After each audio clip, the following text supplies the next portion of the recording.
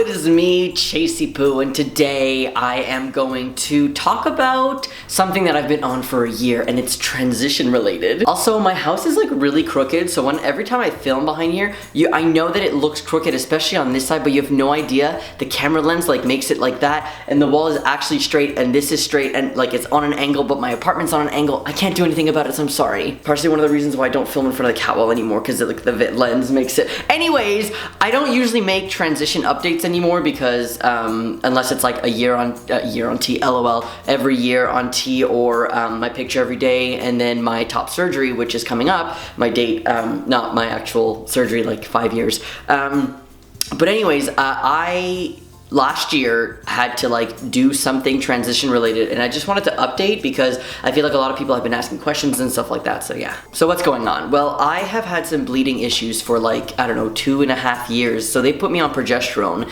pills, which I took every day, which was supposed to help with the bleeding, and it did help, but I didn't have any bleeding until like I started to get bleeding like 3 times or something in 1 month, and it was just too much for me. So I talked to my endocrinologist. I was like, I don't know what to do. I don't want a hysterectomy, okay? And I've made so many videos about this in the past. I don't need a hysterectomy. Medically, you don't need a hysterectomy unless there is something medically wrong with you. And there's nothing wrong with me in those parts at all. Like, everything is okay.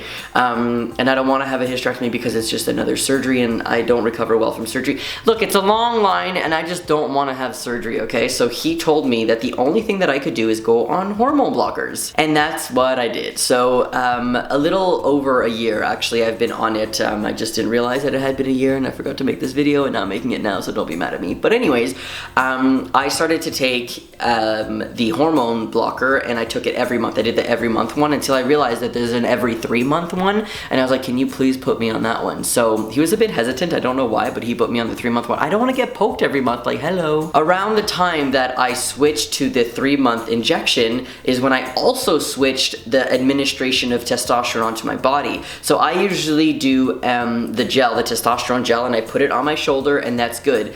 There was something new that had come out. It was like a nasal gel for testosterone, and I was like, no one's talked about this, no one's tried this, I want to try this, I want to talk about it on YouTube. So I decided to try it.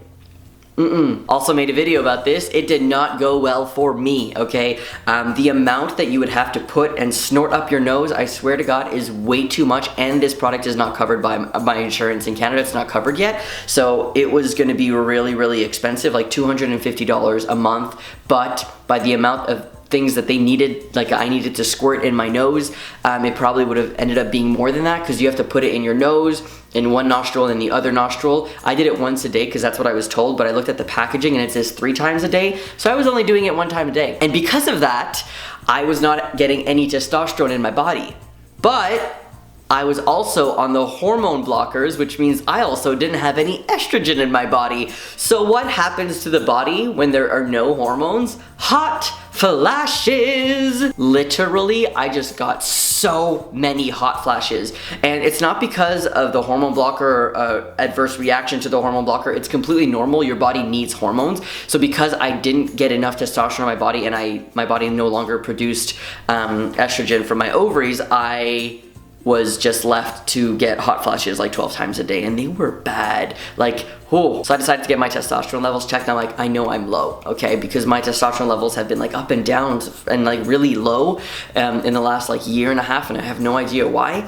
So I looked at it and I knew it, and my level was literally like 3.8, which is so low. I'm supposed to be between 19 and 21. We use a different measurement in Canada. You can actually like literally Google conversion to what you do with the 300 to 1000. That's what you guys do in the States. And then you can just like convert it to ours if you want to know, but I was just at a very low level. That's like a level like where cis women are at, like even lower. Because I also didn't have any testosterone, and like people who have ovaries also produce testosterone, but I just wasn't, because I don't, look, there was a little bit of testosterone, I don't know what was going on. It had nothing to do with the hormone blocker though, so that was great. So basically, this is my voice 1 year on hormone blockers. I have been completely fine being on it for a year. It has done what it's supposed to do. It has suppressed my estrogen, which is great because that's what I needed. I have had literally no issues with bleeding, which is great. And now I'm kind of at a good like mix of my testosterone levels and my estrogen levels and stuff like that, so that's great. Except for one thing, I don't know why I just said estrogen, because that's the problem. That's the one thing, okay? I have been completely fine on this, but I just had my appointment like 3 days ago, and he told me that the protein that they use to measure bone density or bone protein or something like that is not good right now. Like it's at a level that's like, if it stays at this level for a while, it's a bit concerning. So because my body is no longer producing estrogen, all the bodies need, you need estrogen in your body, okay? But my body is completely like I don't have any, so my bones are kind of not deteriorating, but like I need to really be careful. And so what my endocrinologist wanted to do is to up my testosterone level so that my testosterone levels are higher and will convert to estrogen. But the issue with that is that my hemoglobin is too high, so my blood is thicker or something, red blood cells, it's a lot. And the problem with that is that that is a bit high. It's at 171, and I think like the max that's on this scale is 175. So I'm not at a super high risk, like it's not bad, but I'm up there, and I've been up there for a while now, and it's not great. My cholesterol is amazing, but the issue is that he can't up my testosterone levels, because if he does, then my hemoglobin will go up. And the only thing that you can do to lower your hemoglobin is to like take less testosterone, which I can't do that, or give blood. But here's the thing, I'm not eligible to give blood. Technically, I am in Quebec in like 6 months or something I'm allowed, but I don't know, the rules are very confusing, but I just looked it up and it seems like in 6 months I can. So the only other thing that I could do right now, if I'm really nervous about it, is to do bloodletting, where I literally just go to a clinic and they just suck my blood out and then they throw it away. This is perfectly good blood. Can you just take it and give it to someone who needs it? So I guess I'm just gonna have to wait until I'm eligible and do that. But here's the thing, is I almost pass out every time I do a little blood test where they take like little vials out of me. Can you imagine them taking a liter out of me? But some people have said that they've only had to take, like they have only had to do the bloodletting, whatever, or the blood donation once, and then they were fine. So I'm like, please, I really hope that that's what happens. Anyway, so that's basically my whole story with that. I will keep you updated on how my testosterone levels are, my hemoglobin and stuff like that, but my endocrinologist doesn't seem super anxious about it or worried, so that makes me feel better. And it's just because I have a lot of heart disease in my family, and it's like blood clots and stuff, and it's just really scary. But anyways, so that's it. The hormone blockers are working. I'm going to stay on them. A lot of people ask, like, do you have to stay on them forever? If I go off of them, I might have issues with bleeding again.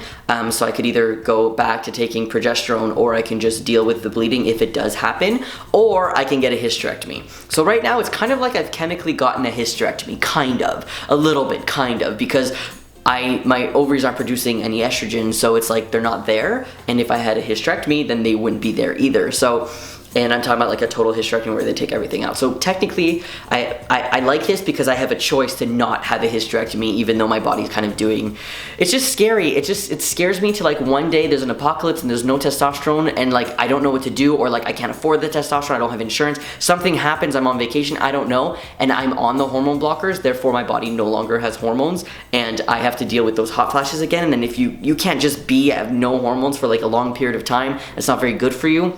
Like years, it just scares me, okay? I have a lot of anxiety, and like this isn't something that I want to deal with, so yeah. Anyways, that's all I wanted to say for today. Thank you so much for joining me. If you have any questions about hormone blockers, please go ahead and ask. I'll link the video below where I did the Trans 101 where I talk about hormone blockers, because they are typically used for trans teens or like youth that have precocious puberty. Is that what that? I think that's the first word. Yeah, where like puberty starts like way too early, so they like hey. So they take the hormone blocker to like pause them until they like get to a range where people start puberty.